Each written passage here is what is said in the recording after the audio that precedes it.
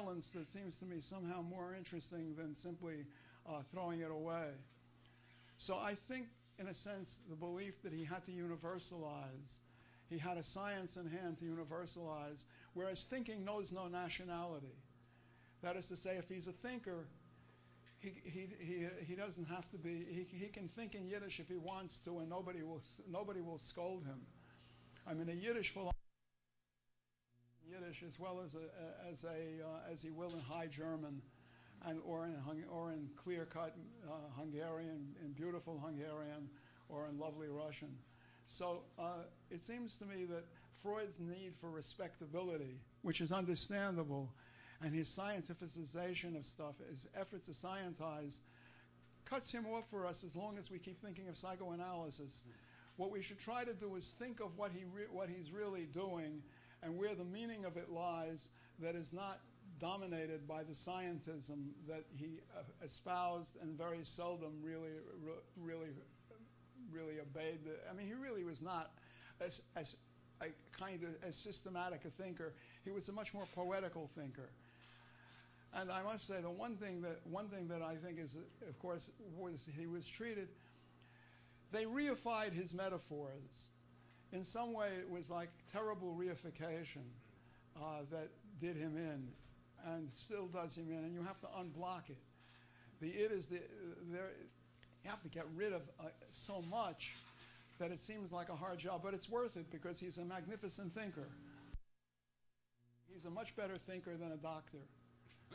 Well, considering his relationship to cocaine, I think he actually, with very little reliability, he became slightly a cocaine addict and persuaded people to ease their pain or to stay awake at school if they were having trouble staying awake. Cocaine would help them. And apparently a number of people suffered badly from the cocaine recommendations. So it became a kind of dark space in Freud's life.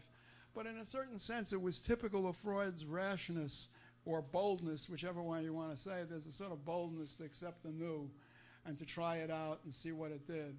And he had to give up. I mean, there is an astonishing place in which he's away from his future wife, and he's writing to her, but you're bold, but your bold Siggy will be coming back full of happy cocaine. It makes him feel more like a member of his contemporary poetic community in a way that you would hardly expect. And I say, for me, the work, the unpacking of the work,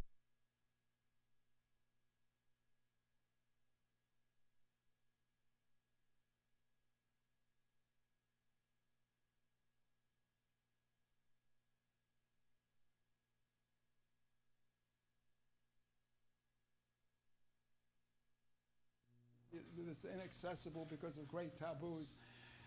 His doctrine of censorship is essentially presented as a total figure of speech. When he talks about the dreams as having to pass through a censor, one sentence where he says it's as if, and then they forgot the as if. It's as if we were blocking some. In fact, you get the impression from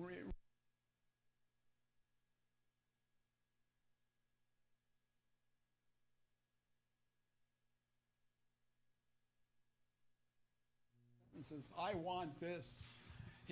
I wanted to look like a great scientist, and I had made a mistake, and I wanted to look like I was the right one. So what? Does the unconscious think, is it likely to think that a discontinuous metonymic form of thinking would be uttered by a kind of other, would be more or less located in its source in a scholar or a poet? Frankly, I believe that essentially what you have there is the work of one of the most brilliant German poets of the 20th century.